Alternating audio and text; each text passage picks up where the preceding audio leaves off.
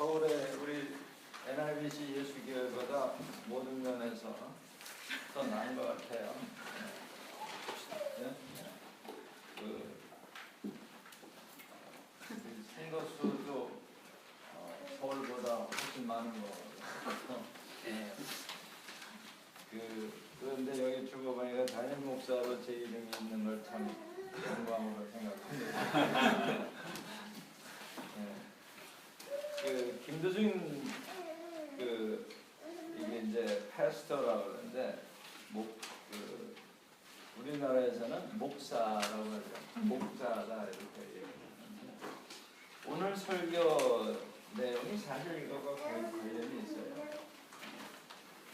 신학교를 졸업하고 교단에서 목사 안수를 받지 않으면 우리 한국교회에서는 특별히 목사다라고 생각하지 않는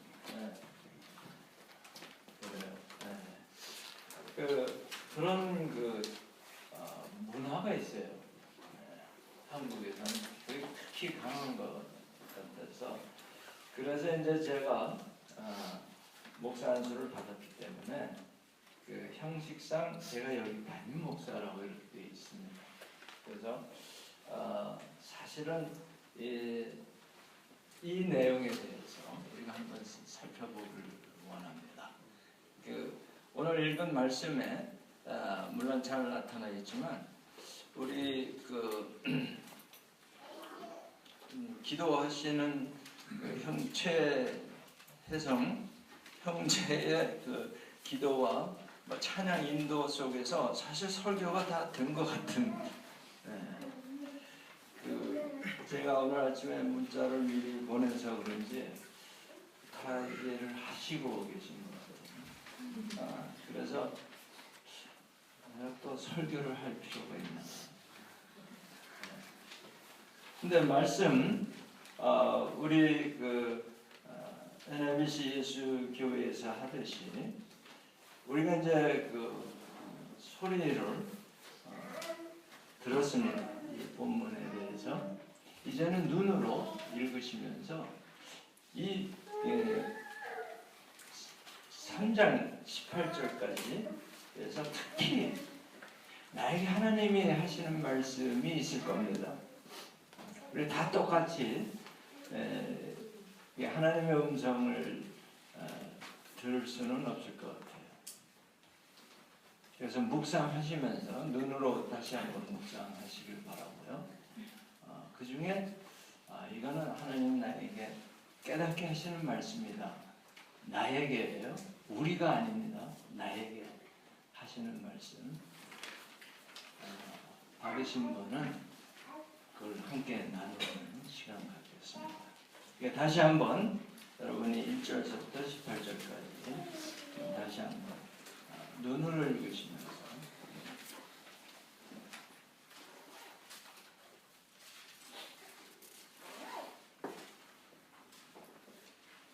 참고로 하나님이 우리에게 말씀하실 때는 명령형으로 말씀하신다는 걸 기억하시고 나에게 뭐를 해라 또는 하지 말라 이런 말씀이 깨달아지시는 분은 함께 나누겠습니다.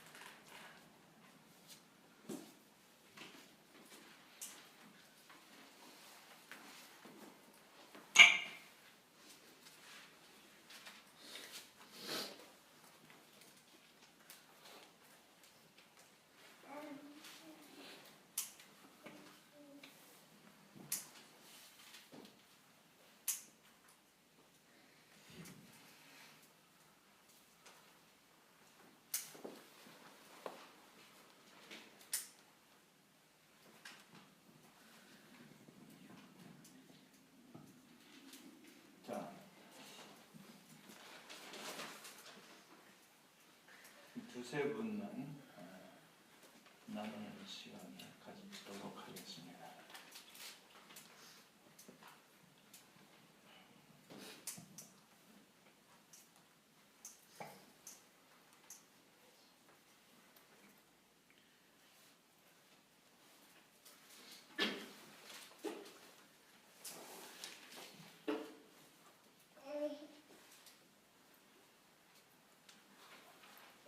아무도 하나님의 침묵하십니까? 그럼 저도 뭐 침묵하겠습니다.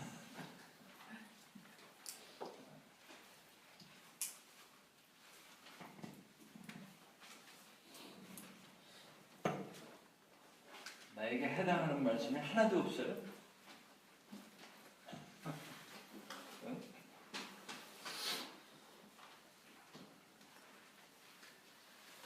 16절, 17절 말씀. 네, 읽고 한번 나눠주시기 그러나 바랍니다. 언제든지 주께로 돌아가면 그 수건이 벗겨지리라.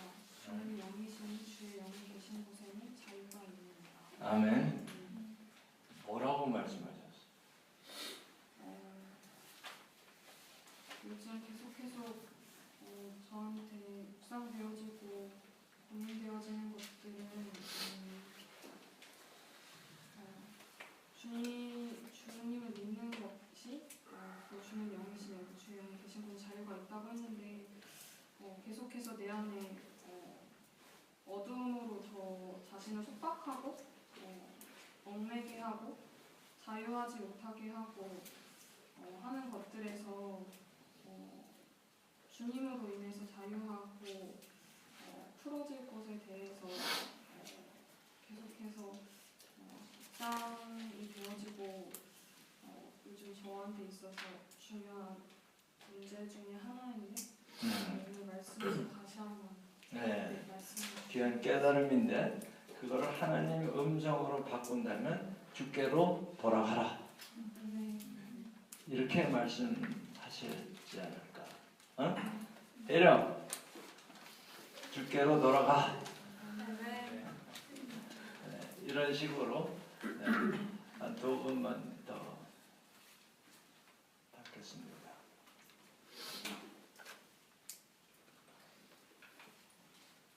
이 꼭 혜령 자매한테만 하신 말씀은 아닐 것 같아요. 그렇죠? 그래서 우리가 나누는 겁니다. 저에게 학철아 주께로 돌아가 뭐 이렇게 호통치시는 소리 같기도 하고.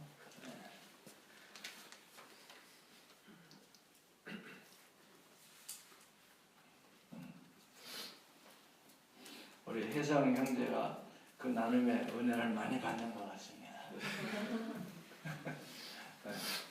본인이 받는 건 없어요? 저는 3장 3절 말씀. 네, 3장 3절. 너희는 우리로 말미암아 나타난 그리스도의 편지니 이는 먹으로 쓴 것이 아니오 오직 살아계신 하나님의 영으로 쓴 것이며 또 돌판에 쓴 것이 아니오 오직 육의 마음판에 쓴 것이라. 아멘. 네. 일주일 동안 계속 하나님께서 너는 그리스도의 향기다, 그리스도의 편지다 이거를 여러 사람을 통해서 제가 직장에 있을 때도 직장 상관을 통해서도 그걸 깨닫게 하셨고 근데 군대를 직장이라고 그래? 군대에 있어요. 이야, 대한민국 참 문제 많다. 군대에 있을 때도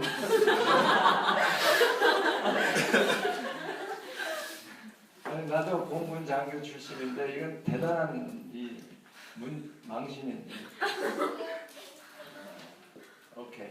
그래서 그 계속 깨닫게 하셔서 오늘 찬양도 준비할 때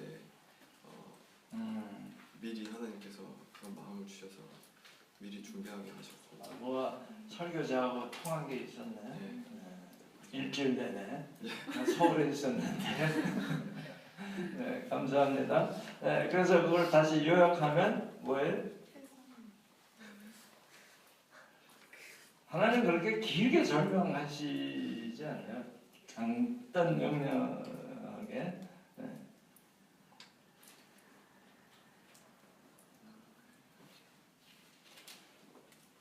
몰라요?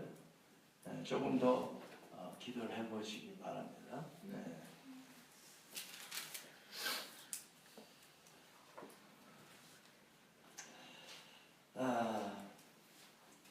제가 이런 말을 들어요.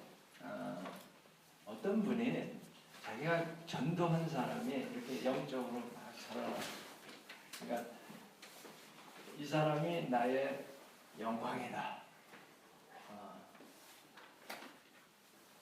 그러니까 천국 가면 이 사람 때문에 상을 받을 거다. 뭐 이런 얘기, 나 비슷한 얘기인데, 이쯤에서 우리 전체에게 주시는 말씀을 한번 살펴보겠습니다. 제가 한동대에 교수로 올 때는 왜 목사가 한동대학교를 오려고 하십니까? 라는 질문을 인사위원회에서 받았어요. 근데 이게 각자 서 있는 포지션에 따라서 참 거기서 내가 재미있지는 않고 불쾌함을 좀 느꼈는데, 저는 한동대학교에 하나님이 가라고 해서 오긴 왔는데, 오려고 했는데 이제 인터뷰니까 면접이니까. 그런데 사실은 주위의 목사님들은 저를 굉장히 못마땅하게 여겼어요. 타락한 목사로. 왜 목사가 교회를 지키지 않고 대학교를 가려고 하냐. 그래서 굉장히 뭐라 그럴까, 상당히 부담감을 가지고 힘들게 왔는데, 또 대학교에서는 아니 목사가 왜 왔냐. 그 뉘앙스는 뭐냐면 교수가 더 좋은 거라 온 거 아니냐, 뭐 이런 뉘앙스를 풍기더라고요, 목사보다. 근데 여러분, 제가 많은 타이틀을 세상에서 시험도 보고 라이선스도 받고 뭐 이런저런 자격증도 받고 했지만, 제가 믿기로는 인간이 받을 수 있는 가장 영광스러운 명예로운 타이틀이 뭘까? 여러분 각자 뭐 있을 거예요. 근데 저는 목사라고 생각합니다. 인간이 받을 수 있는 가장 명예롭다 그럴까? 영광스러운 직분이 있다라면, 타이틀이 있다 그러면 목사라고 생각을 하고 왔는데, 근데 왜 이 낮은 교수로 옵니까? 라고 이렇게 물은 것 같지는 않아요. 왜냐하면 한국의 정서가 교수는 상당히 높고 존경스러운 존재로 돼 있더라고. 사실은 욕하면서도. 그래서 참 희한한 거예요. 이제 문화가 우리 2조 때서부터 선비사상도 있어 왔고, 뭐 이제 그런 게 연류가 돼 있겠죠. 근데 저는 목사 안수를 받고 뉴욕에서 목회를 하면서도 저의 뭐랄까, 목사관이라고 할까? 저의 목표는, 야, 목사 같지 않은 목사 한번 해보자. 그거였어요. 그러니까 이걸 이제 어느 교수님한테 이 얘기를 나눴어요. 나의 목표는 아주 가까운 교수이기 때문에 나는 목사 같지 않은 목사가 내 목표다. 그랬더니 그런 거라면 이미 이루셨습니다. 근데 이게 좋아야 되는 건데 그렇게 좋게만 들지는 않더라고요.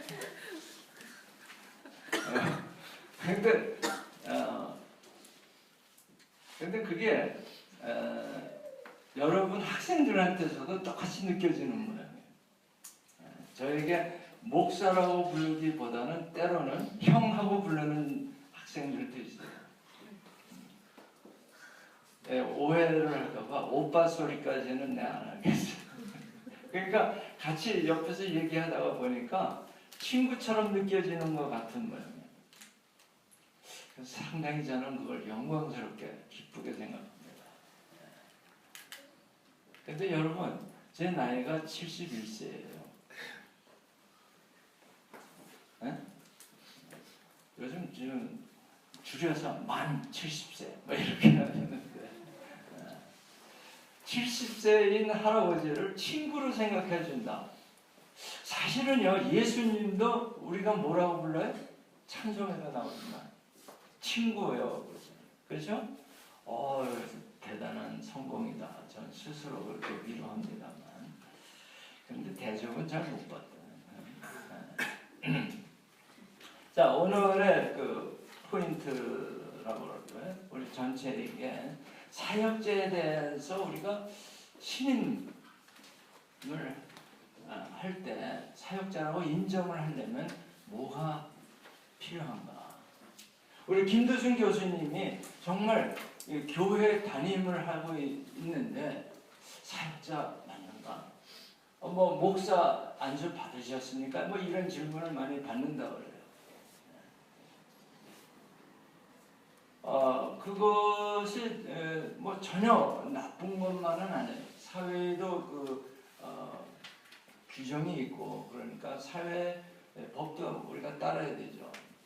하지만 우리는 영적인 그 모임입니다, 사실은. 그렇죠? 그랬을 때 사역자라고 인정을 받으려면 뭐냐?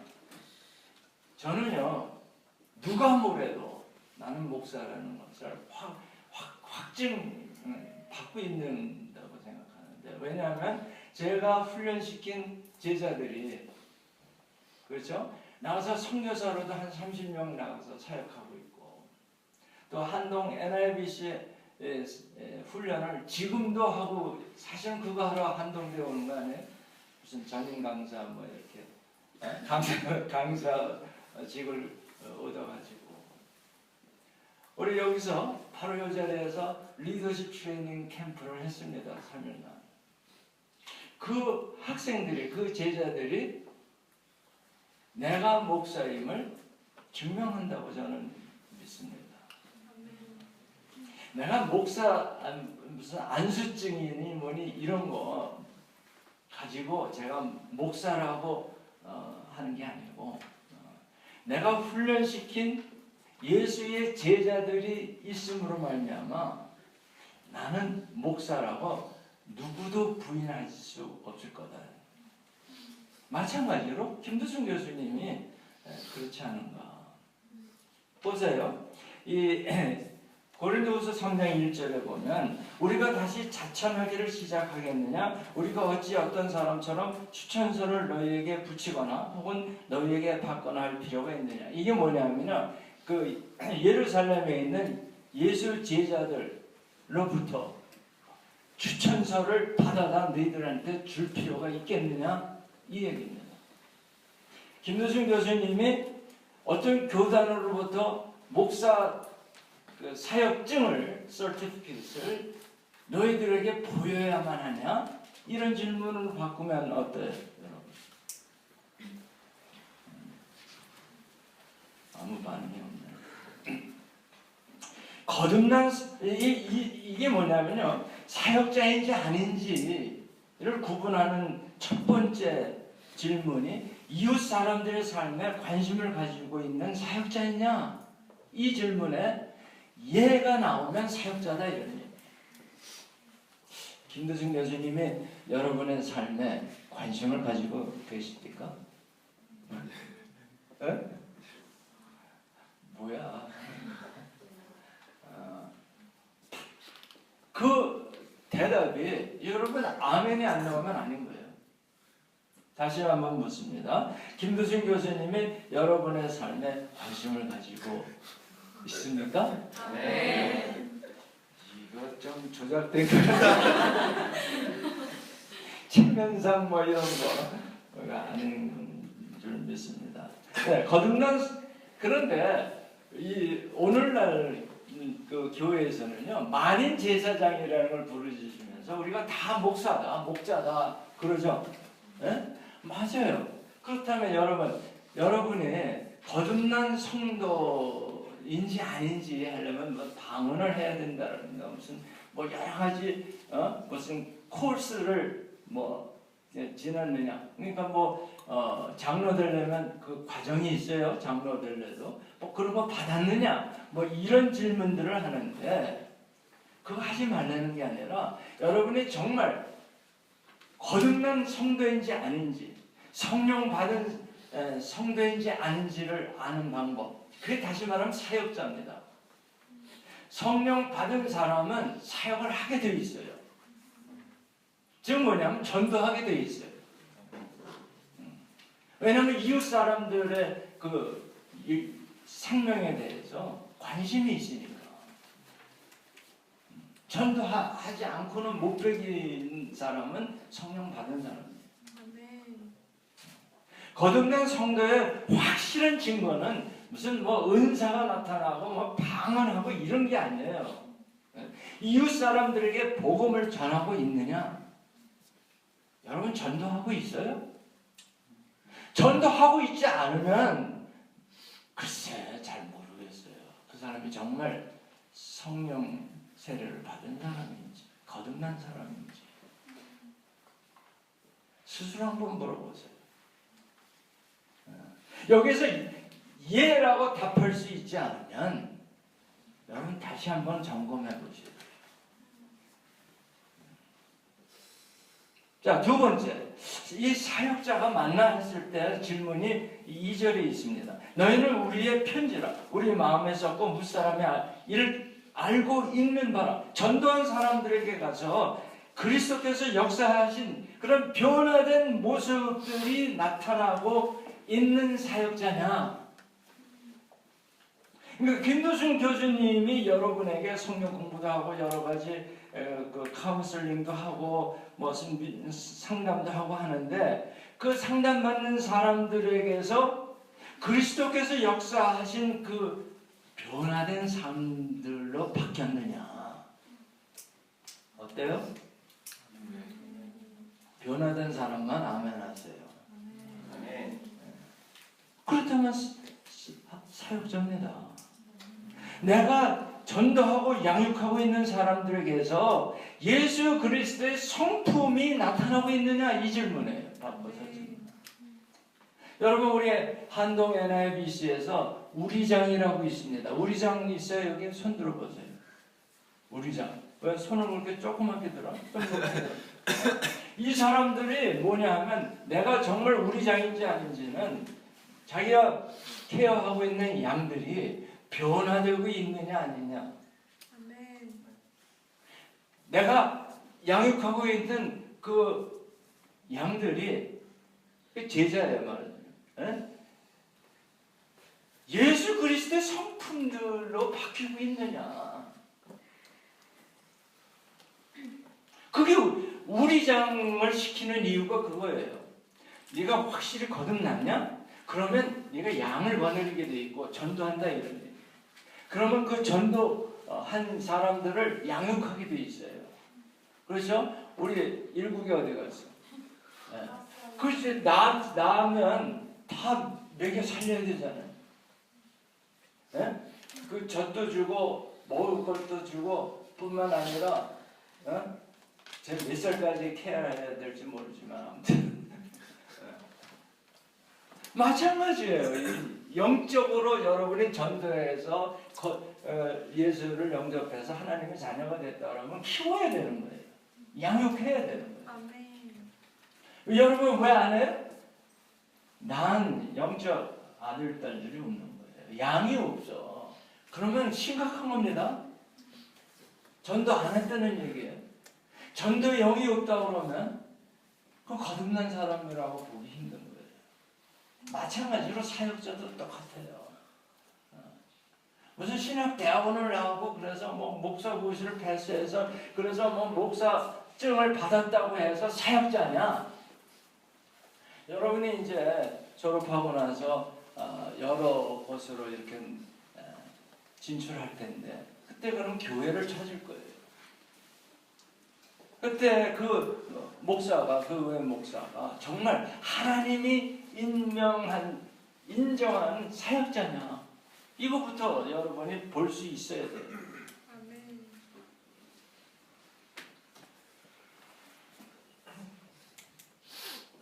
그러니까 우리 한동 NIBC에서 왜 우리장을 시키느냐? 두 가지 이유예요. 내가 거듭난 사람으로서 마땅히 해야 되는 거고, 그런데 그 양육하는데 그 변화된 예수의 성품들이 안 나타나, 성화가 안 되고 있어. 그건 뭐예요? 내가 성화가 안 되고 있는 거예요. 뭐예요? 뭐라 그래? 그 양들이 니나 잘해라. 그게 성경에서도 나와요. 이 자기가 성화되지 않은 상태에서 누굴 자꾸 가르치려고 그러면 사탄이 우선, 귀신이 뭐라 하냐면, 야, 내가 예수도 알고 바울도 아는데 넌 누구냐? 하고 달려붙어서 팬다고 돼 있어요. 공격합니다. 여러분. 자, 세 번째. 하나님께로부터 능력을 부여받은 적절한 사역자, 즉 일꾼입니다. 동역자라고 사도 바울은 얘기하죠. 예수의 동역자로서 세워졌느냐. 그게 3절에 있어요. 너희는 우리로 말미암아 나타난 그리스도의 편지. 너희들을 보면 그리스도의 그 메시지가 전달된다 이런 얘기예요. 이는 먹으로 쓰는 이런 편지가 아니고 하나님의 영으로 너의 신비, 마음판에 쓴 것이니 이게 읽혀진다 이런 얘기예요. 즉 뭐예요? 여러분의 표정을 보고도 쟤는 예수 믿는 사람 같다 라는 평을 듣느냐. 누가? 그렇죠? 그런데 여러분이 양육하는 양들 보고 내가 정말 제대로 거듭난 사람인지, 제대로 하나님의 임명한 사역자인지 알 수 있고, 또 내가 한 그 사람들을 보면서 둘 다 알 수 있는 거예요. 우리는 그 사역자의 그 양입니다. 다른 말로 하면 그 아버지의 그 아들이에요. Like father, like the son. 여러분이 거듭났습니까? 그러면 여러분이 양육하고 있는 그 형제 자매가를 보면 여러분을 알 수 있다. 사역자를 알 수 있다. 그러니까 저는 담대할 수 있는 게 누가 뭐래도 내가 사역한, 내가 양육한 제자들을 보면 가서 봐라. 그래서 그렇게 저에 대해서 여러 가지 평가 이런 게 있었던 걸로 알고 있는데, 우리 새로 오신 그 장 총장이 우리 제자들이 많이 있는 동남아시아 가서 보고는 놀라서 NIBC 전도자가 됐다고 하는 소문이 있더라고요.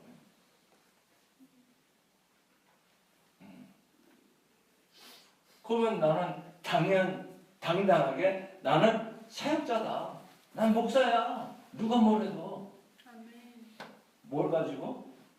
내가 양육한 제자들 보고. 나 양육한 제자들 가서 봐라. 내가 목사인지 아닌지. 여러분도 마찬가지. NIBC 시니어들 새로들 이제 영입해서 올 텐데, 그죠? 우선 영입하는 것부터가 여러분이 가서 권면하고 전도해야 될 거 아니야. 그래서 우리 한동 NIBC 공동체의 특징은 동원 예배라는 걸 우리는 안 하고 있어요. 뭘 동원을 해? 무슨 선거운동하냐? 그거 아니고 기도하고 그 주위에 있는 사람한테 권해서 신앙생활 같이 하자, 훈련 같이 받자. 그래서 초청해서 오는 거지. 무슨 동원 예배. 그러니까 나의 모습을 보여주는 것으로서 촉해야 되는 거예요. 날 보고 우리 같이 그 신앙생활 하자. 같이 같이 삶을 나누자. 뭐 이렇게 했을 때 뭔가 믿음 이렇게 그래야 오는 거예요. 얼굴 표정들이 과히 이렇게 밝아지지가 않는데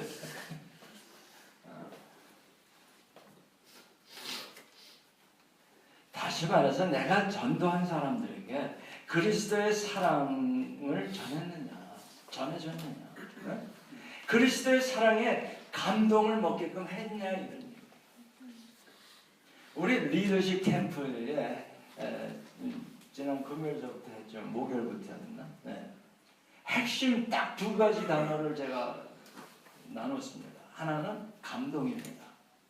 여러분이 감동 주지 않고는 아무도 안 따라와. 우리 한국에 왔더니 그걸 먹인다고 그러더라고요. 감동 먹었다고 그러더라고요. 여러분이 감동 먹지 않고는 나한테 안 따라와. 실망해서 안 따라와. 감동과 실망을 왔다 갔다 하는. 맨 앞에 앉았으니까 특혜야, 특혜. 그죠? 그래서 감동 주려면 세상적으로도 줘야 되는 거예요. 자꾸 줘야 돼. 그리고 내가 손해보면서도 주면 감동 먹죠. 아니, 한동대학교 이 대학생활이 얼마나 바쁩니까? 시간이 정말 정말 왼수같이 짧은데. 그런데 얘는 할 일 없는 것처럼 시간을 막 이렇게 펑펑 써줘. 그럴 때 감동 먹지. 그죠?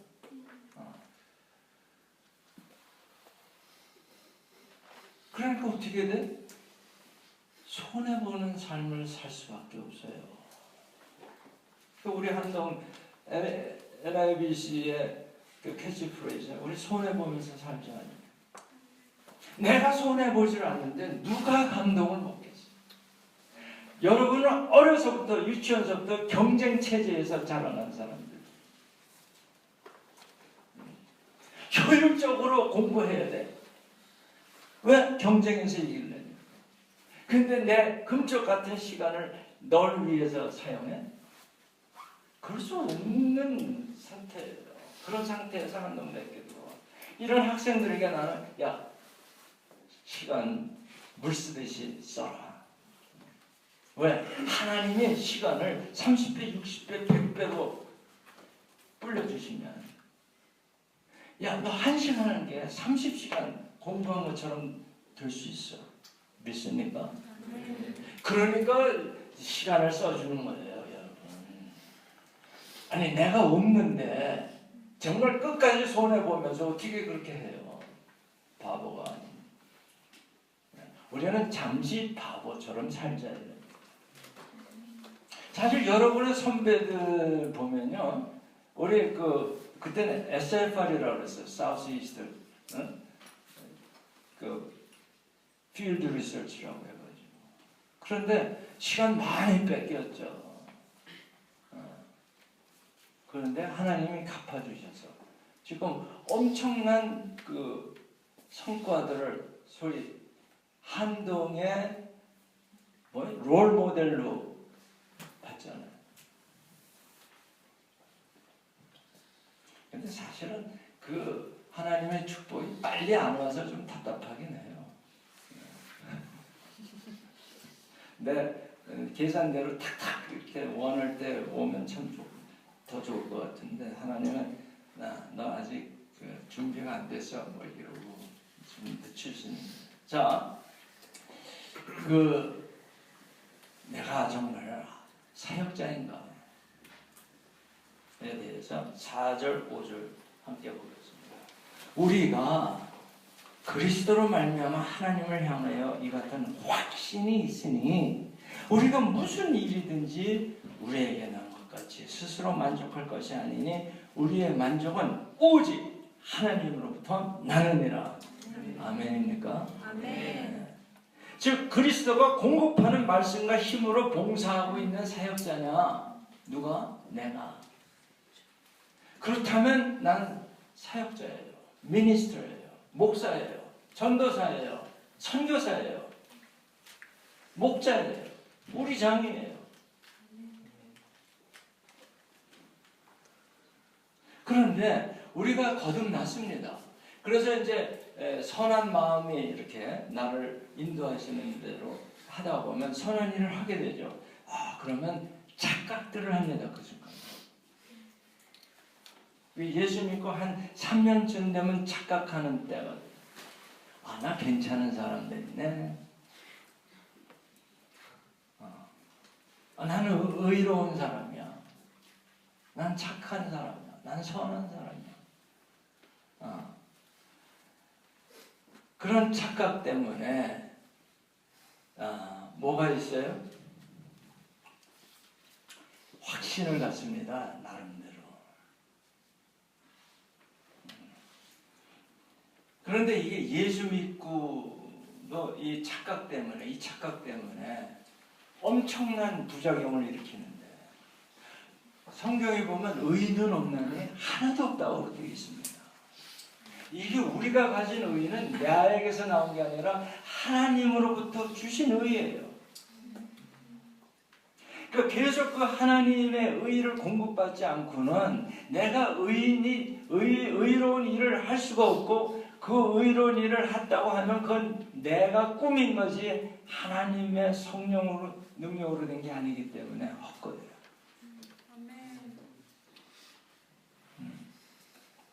그래서 내가 자화자찬하고 있는 거 아닌가? 나 스스로 나 칭찬하고 있니? 하고 스스로 물어봐야 돼.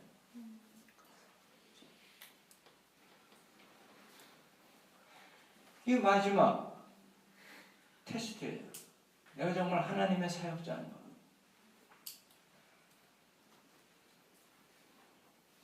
그런데 세상에서 혹시 자기가 의롭다고 생각하는 사람들 많아요.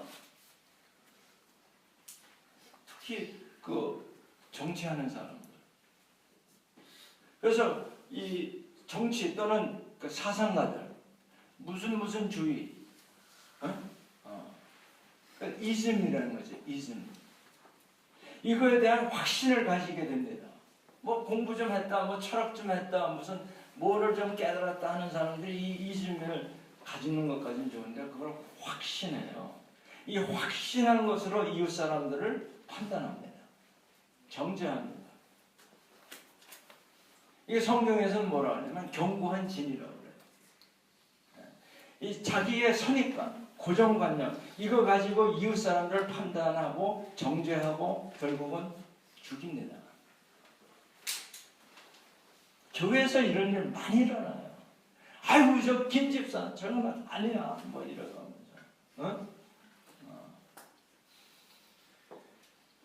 여러분 저에게 무슨 임수경 씨의 그 북한 갔었던 그 동영상을 누가 보내와서 봤는데 그 사람은 정말 좁은 민족주의에 빠져 있더라고요. 민족 하나 되죠. 맞습니다. 저도 북한에 가봤지만 뭐 똑같은 한국말 하니까 참 친하고 좋더라고요.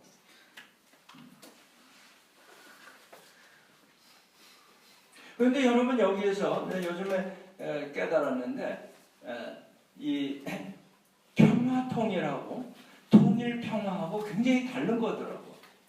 이게 말만 이렇게 바꿔놓은 건로 생각하면 안 되더라고요.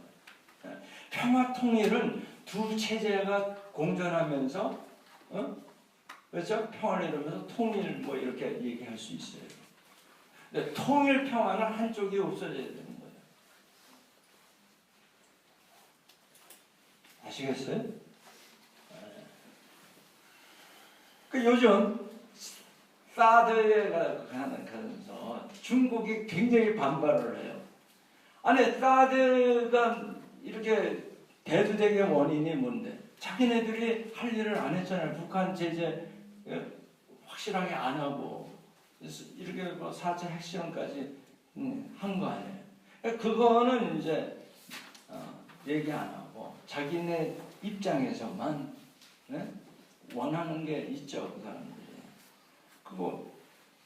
그 자기네들은 확신을 하는 거예요. 이거는 절대로 허용해서는 안 된다. 그렇죠? 네. 자, 우리가 확신을 가져야 이 세상 살아갑니다. 그거 없이 행동 한 발자국도 내가 걸을 수가 없어요. 이게 땅이 안 꺼진 데는 확신이 있어야 걸어가지.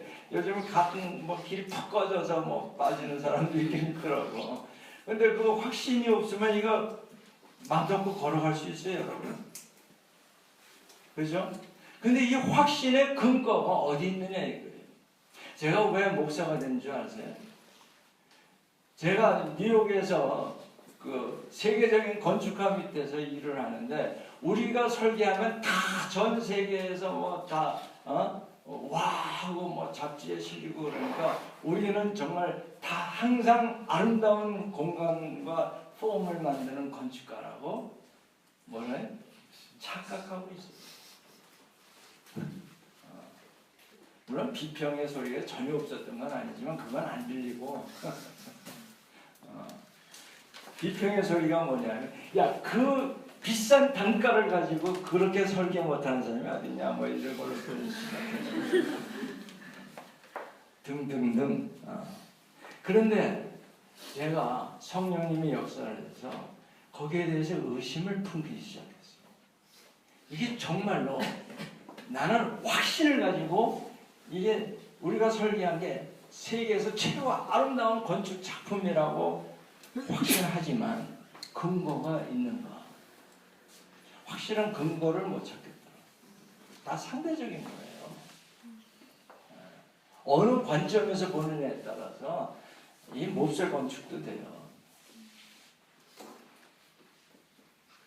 그래서 내가 그 관점에 대해서 예수님이 정말 하나님의 아들이냐 아니냐 여기 있을 때 근거를 내가 못 찾고 주장하는 거예요. 그게 뭐냐면 안 믿는 사람도 근거가 없고 믿는다는 사람조차도 근거가 없는 경우가 많죠. 그 근거가 있는 게 뭐냐면 뭐예요? 내가 우선 성화되고 있고 나와 만나는 사람들이 예수 믿고 성화되고 있느냐 이게 근거예요. 살아계신 하나님의 증거라 이런 얘기. 그러니까 사도행전 1장 8절에 너희가 땅끝 가서 증인이 되리라 그랬지. 증인 되라고 그런 게 아니에요. 사람들 많이 착각을 하고 있어요. 그죠? 증인이 되는 겁니다. 내가 하는 게 아니고. 자, 그래서 결론입니다. 6절 함께 읽습니다. 그가 또한 우리를 새 언약의 일꾼 되기에 만족하게 하셨으니 율법 조문으로 하지 아니하고 오직 영으로 함이니 율법 조문은 죽이는 것이요 영은 살리는 것이니라. 네. 여기에서 오늘 설교의 제목이 The Letter 뭐라고 써 있어요? Versus the Spirit. 네. 이 letter라는 게 뭐냐면 이즘을 얘기하는 거예요. 여기서는 율법 조문을 얘기해요. 율법 조문으로 하느냐 생명의 성령의 법으로 하는 거냐. 생명의 성령으로 하면 하나님의 영, 즉 성령으로 하면 살리는 것이 돼요. 열매가. 그런데 율법을 따져서 하면 율법을 가지고 이 판단하면 쉽죠. 확실합니다. 헛과 백이 탁 갈라져요. 그러니까 너 이거 했어? 안 했어? 안 했어? 그럼 난 죽어. 이렇게 되는 거예요. 그렇죠? 이즘이 되는 거예요. 너 여기에 동조해? 안 해? 그럼 넌 적이야. 이렇게 되는 거예요.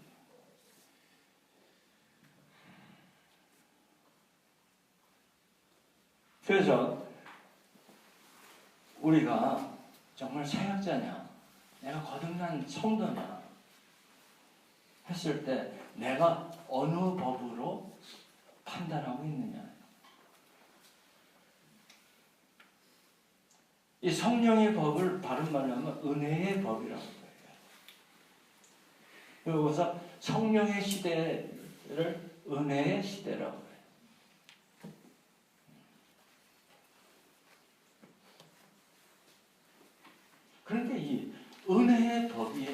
훨씬 그 무서운 법인 걸 여러분 깨달으셔야 돼요. 왜? 은혜의 법에서는요, 동기를 따집니다. 모티브를 따지는 거예요. 인텐션을 따지는 거예요. 결과를 보는 게 아니라 인텐션을. 어떤 의도로 했느냐 하는 거예요. 누구의 힘으로 사용을 했느냐 이거예요. 너의 지위와 너의 그 돈과 무슨 너의 어떤 능력으로 했느냐? 그러면 그건 하나님의 일이 아니다 이런 얘기예요. 너는 사역자가 하나님의 사역자가 아니라는 거예요. 세상의 리더는 될지 모르지만 하나님의 종은 아니다. 그죠?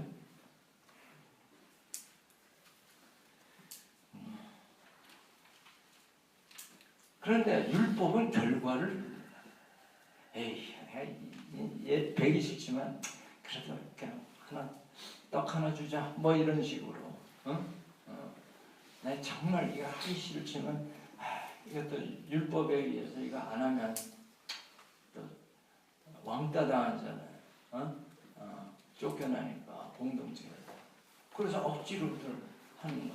그래도 했으면 오케이예요. 그래서 이 행위의 법, 율법은요 결과를 보고 따지는 거고, 은혜의 법이라는 건 동기를 따지는 거예요. 여러분 미국의 법이 영국과 마찬가지로 그게 그 동기를 따지는 법이에요. 법 체계가. 독일, 유럽 이 법은 결과를 따지는 행위의 법입니다. 제가 법대를 나오지는 않았지만 신학교에서 그런 걸 가르치거든요. 그래서 보니까 그렇더라고요. 그래서 미친 사람이 살인을 했다 하면 이건 죽이려고 한 동기가 없었기 때문에 무죄라는 거예요. 여러분 그걸 알고 그 뉴스를 봐야 돼요. 동기를 따지는 법이에요. 은혜의 법은. 미친놈이 하다가 사람을 죽일 수도 있다 이런 얘기죠.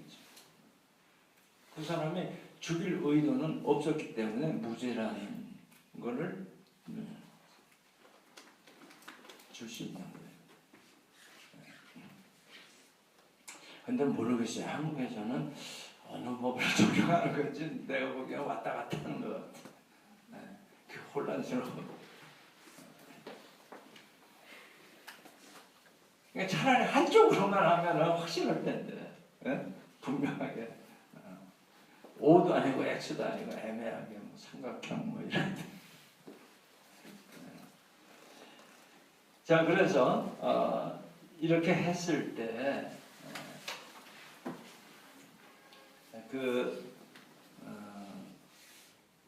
율법 조문으로 하면 그렇게 어떻게 해야 돼요? 율법으로, 이즘으로 살면 외식을 하게 돼 있어요.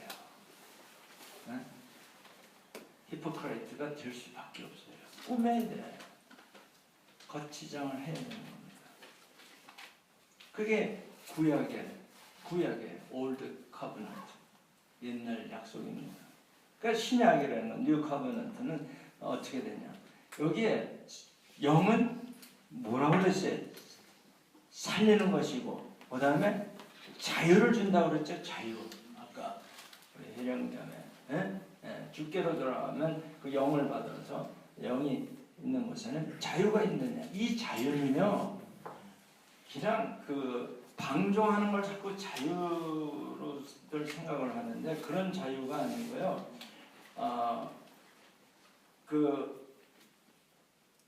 자기 자신까지도 포기할 수 있는 자유예요.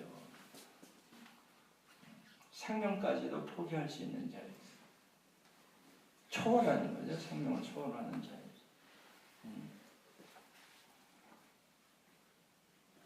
그러니까 십자가를 짊어졌을 때에 받을 수 있는 자유예요. 그러면 이게 그 자유를 누리는 사람은 예수의 형상이 이루어져 갑니다. 그걸 성화라고 그래요. sanctification.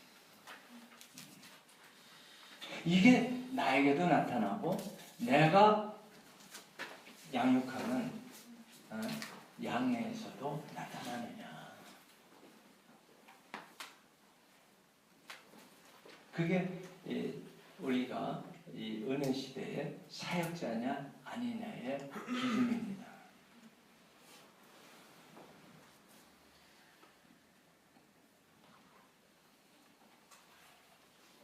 여러분은 나는 크리스천이라는 정체성을 가지고 계십니까?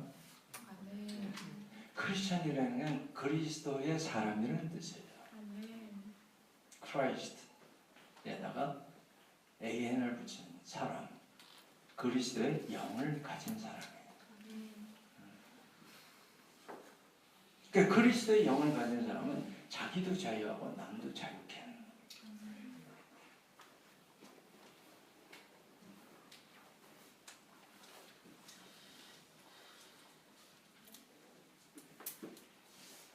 거예요. 이제 이 사도 바울이 고린도 전서에서는 그 교회의 문제에 대해서 한 7가지를 이렇게 상당하듯이 다뤘는데 이 고린도 후서에 와서는 본인의 그 어포슬십에 대해서 도전을 받은 것에 대해서 시작을 합니다. 근데 사실 이거는 사도 바울도 남이 자기에 대해서 뭐라고 하는 것에 대해서 신경 안 껐어요. 뭐라고 했냐면 남이 나를 판단하는 것은 삭관치 아니하고 나도 나를 판단하지 아니하고 판단은 하나님이 하시는 거예요. 그러니까 하나님 중심으로 살겠다. 아멘? 아멘. 기도합시다. 우리 통성으로 1분간만 간절히 기도하고 다음 순서